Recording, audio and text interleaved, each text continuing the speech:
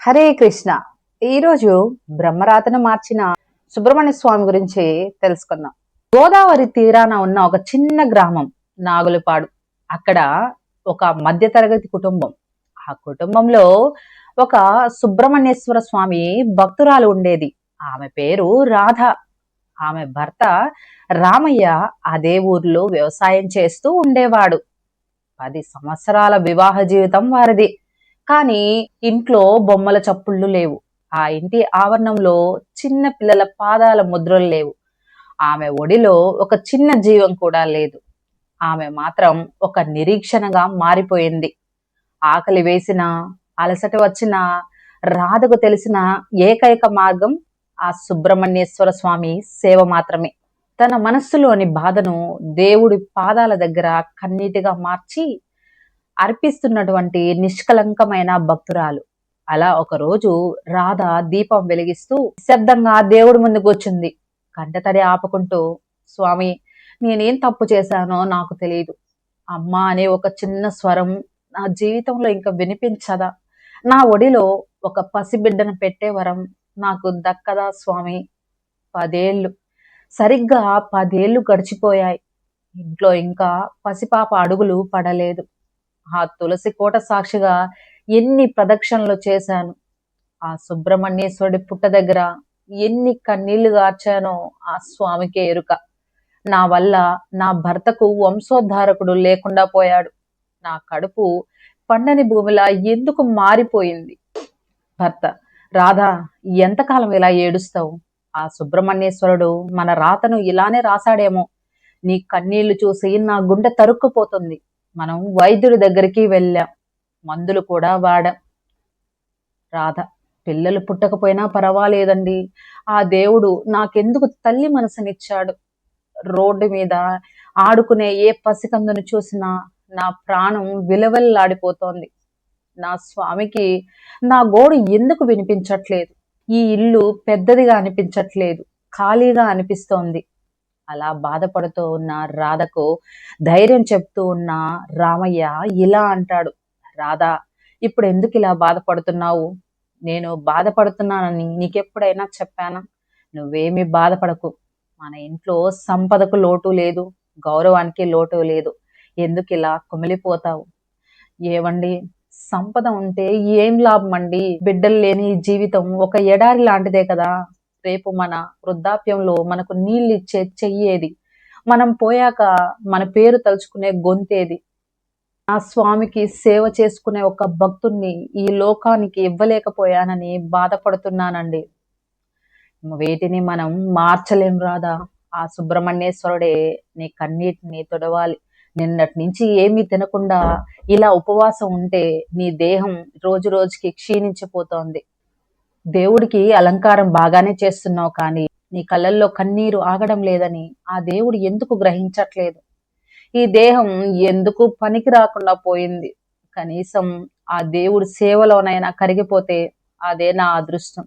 ఒక తల్లిగా మారే అదృష్టం లేకపోయినా ఆయన చెంత ఇలా పూజ చేసుకునే మార్గం కలిగిస్తే అదే 10,000. అలా రోజులు గడుస్తూ ఉంటాయి. ఒక రోజు ఊరిలో సుబ్రహ్మణ్యేశ్వర స్వామి వేడుకలు జరుగుతూ ఉంటాయి. రాధ కొత్త చీర కట్టుకొని పూజా సామాగ్రితో గుడికి వెళ్తూ ఉంటుంది. ఊరి రచ్చబండ దగ్గర కొందరు మహిళలు పట్టు చీర కట్టుకొని ఇలా మాట్లాడుకుంటూ ఉంటారు. రాధ అటుగా వెళ్తూ వాళ్ళ మాటలు వింటుంది. చూసావా, మా అత్తగారు నాకిచ్చిన ఈ పచ్చలహారం రేపు పెళ్ళైన తర్వాత మా కోడలికి ఇద్దాం అనుకుంటున్నాను.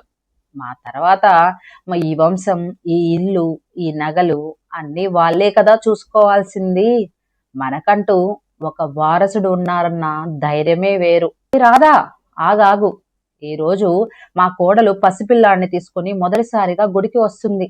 నువ్వెదురొస్తే అపశకునం అని అందరూ అనుకుంటున్నారు. కనీసం ఇలాంటి రోజులైనా నువ్వు ఇంట్లోనే ఉండవచ్చు కదమ్మా. నీ నీడ పడితే దోషమని పెద్దలు చెప్తుంటే నువ్వు వినవా అని అంటుంది. ఆ మాటలు వినగానే రాధ అడుగులు ఆగిపోతాయి. ఆమె గుండెల్లో ఏదో పొడిచినట్టు అనిపిస్తుంది. కళ్ళు వెంటనే నీటితో నిండిపోతాయి.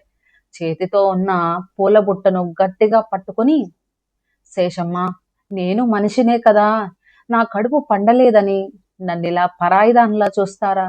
నాకు మనసు ఉంటుంది కదా, నాకు కూడా కన్నీళ్ళు వస్తాయి కదా, ఆ స్వామిని దర్శించుకునే భాగ్యం నాకు లేదా అని బాధపడుతూ తలదించుకొని పుట్ట దగ్గరకు పరిగెడుతుంది.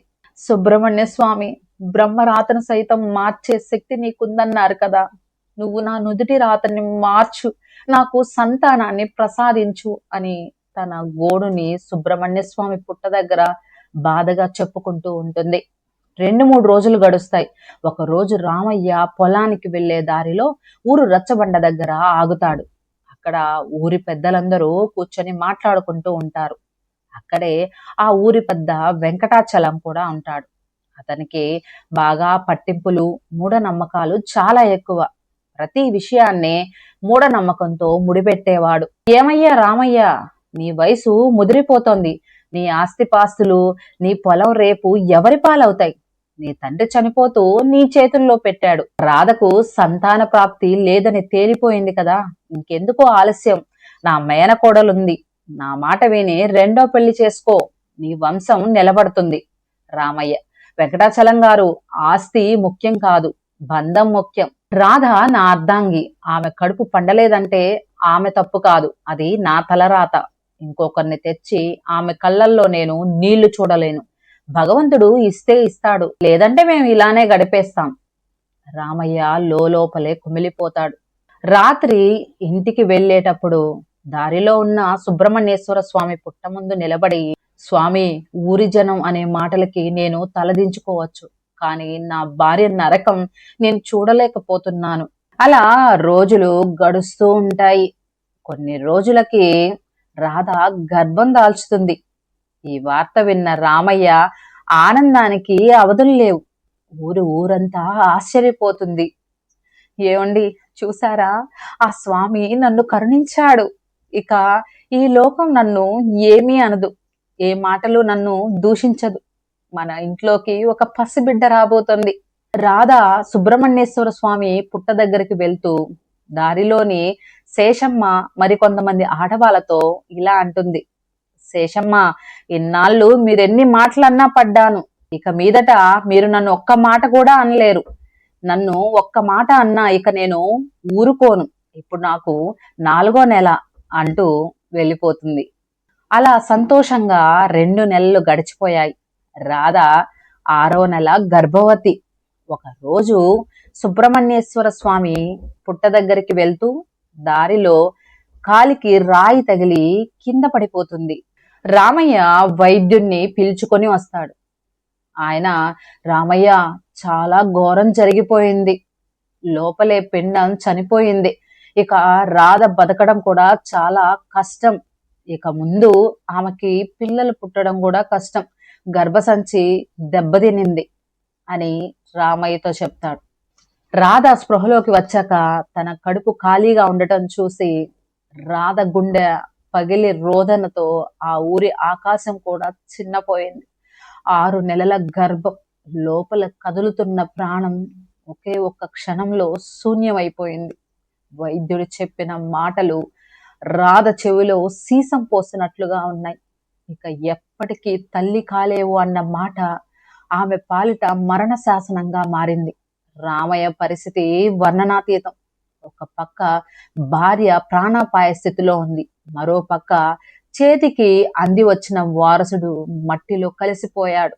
రాధ పిచ్చిదానిలా నవ్వుతూ ఏడుస్తుంది. రాధ బిగ్గరగా అరుస్తూ: స్వామి, ఎందుకు ఈ నాటకం? ఎండమావిని చూపి దాహం తీర్చుకోమంటున్నావా? ఇచ్చి లాక్కోవడానికి నేనే దొరికానా? అందరూ నన్ను చూసి నవ్వుతూ ఉంటే నేనిప్పుడు ఏ మొహం పెట్టి బయటికి వెళ్ళాలి? నన్ను చంపేయ్ స్వామి, నన్ను చంపేయ్ అంటూ బాధపడుతూ దేవుణ్ణి ప్రశ్నిస్తూ ఉంటుంది. రాధ ఇంకా ఎవరికి మొహం చూపించలేక ఇంటి గడప దాటం మానేస్తుంది. చీకటి గదిలో మగ్గిపోతూ ఉంటుంది. కొద్ది రోజులు గడిచాక రాధ కోలుకుంది, కానీ ఆమె మనసు మాత్రం గాయపడిన పక్షిలా విలవెల్లాడుతూ ఉంటుంది. బయటకు వస్తే చాలు శేషమ్మ వంటి వారు దెప్పి పొడవడం ప్రారంభించారు. చూసారా, పాపం పుణ్యం ఎక్కడికి పోతాయి? ఆ దేవుడే ఇచ్చి లాగేసుకున్నాడు అంటే వీళ్ళ వంశంలో ఏదో తీరని దోషం ఉందన్నమాట. అసలు ఆ అపశకునం మొహం చూస్తేనే కార్యాలు చెడిపోతాయి.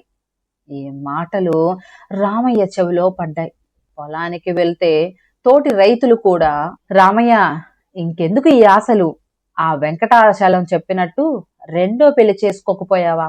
నీ ఆశ అంతా పరాయి పాలైపోతూ ఉంటే చూస్తూ ఎలా ఊరుకుంటావు అని సూటిపోటి మాటలు పొడిచేవారు. రామయ్య రాత్రిపూట పశువుల పాకలో కూర్చొని ఒంటరిగా ఆకాశం వైపు చూస్తూ కన్నీరు కార్చేవాడు. స్వామి, నా భార్యను లోకం నిందిస్తుంటే పడలేకపోతున్నాను.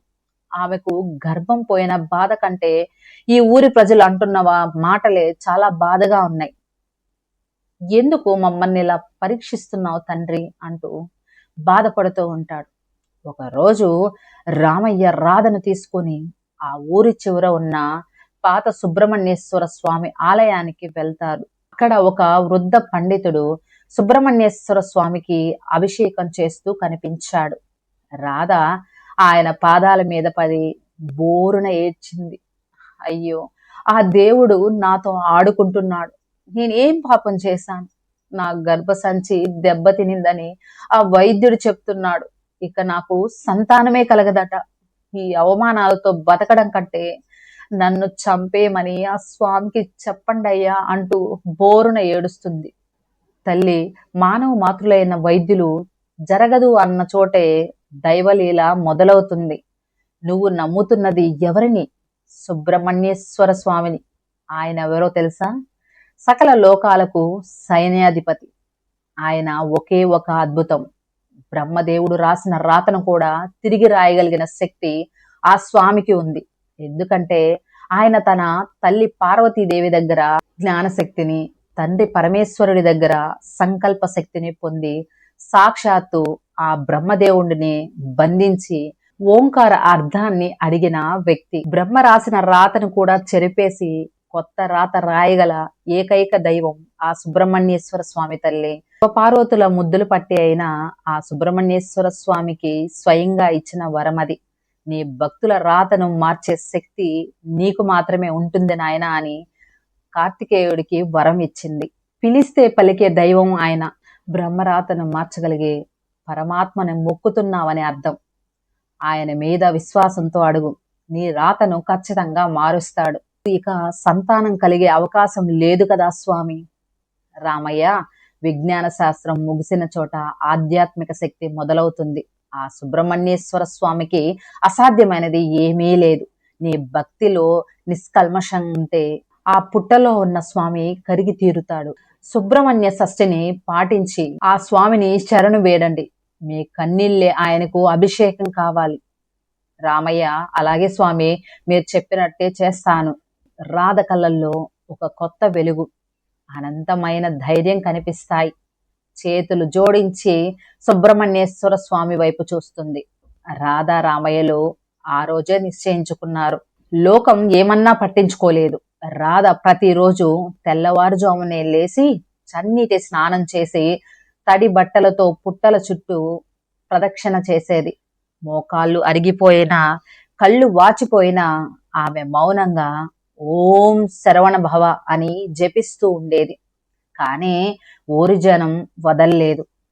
చూడండి, గర్భసంచి లేని దానికి సంతానం కావాలంట, దేవుణ్ణి కూడా మోసం చేయాలని చూస్తోంది అని ఏడిపించేవారు.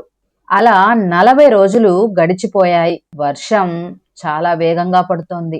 సుబ్రహ్మణ్యేశ్వర స్వామి పుట్ట ప్రాంగణంలోకి ఒక పేద బ్రాహ్మణుడు కర్ర సాయంతో వణుకుతూ వస్తాడు. ఆయన బట్టలు తడిసిపోయి ఉంటాయి. కళ్ళల్లో నీరసం, ముఖంలో ఆకలి బాధిస్తున్న ఛాయలు కనిపిస్తాయి. అమ్మా, ఆకలి, కడుపు కాలిపోతోంది.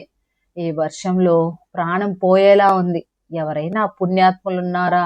రాధ చప్పున తన ఏడుపు ఆపి ఆయన దగ్గరకు వెళ్ళి దేవుడు అభిషేకం కోసం తెచ్చిన పాలను ఆయనకు ఇస్తుంది. నువ్వు పిచ్చిదానిలా ఉన్నావు. నీ కోరిక తీర్చమని ఆ దేవుణ్ణి అడగకుండా ఆ ముసలివాడి ఆకలిని తీరుస్తున్నావేంటి? ఇంత వర్షంలో ఆ రాతి విగ్రహానికి ఏమీ కాదు, కానీ నీ ప్రాణం పోతే ఆ దేవుడు వచ్చి నిన్ను కాపాడుతాడా? ఆ మాట అనకండి తాత, నా స్వామి రాయి కాదు, నా రాతను మార్చే తండ్రి.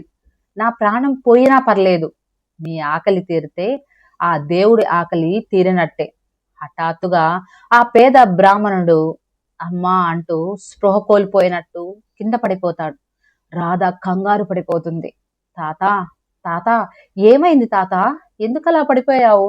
దయచేసి కళ్ళు తెరవండి అంటూ రాధ పుట్టవైపు తిరిగి రెండు చేతులు జోడించి, సుబ్రహ్మణ్య, ఆ బ్రహ్మరాతను మార్చే శక్తి నీకుంది కదా తండ్రి.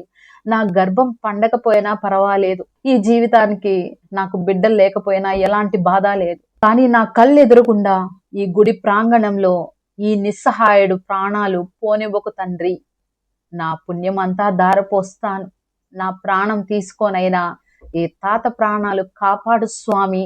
ఆమె మాటలకు ఒక్కసారిగా గాలి వాన ఆగిపోయి నిశ్శబ్దం ఆవరిస్తుంది. కింద పడి ఉన్న బ్రాహ్మణుడు మెల్లగా కళ్ళు తెరిచి చిరునవ్వు నవ్వుతాడు. నెమ్మదిగా లేచి నిలబడతాడు.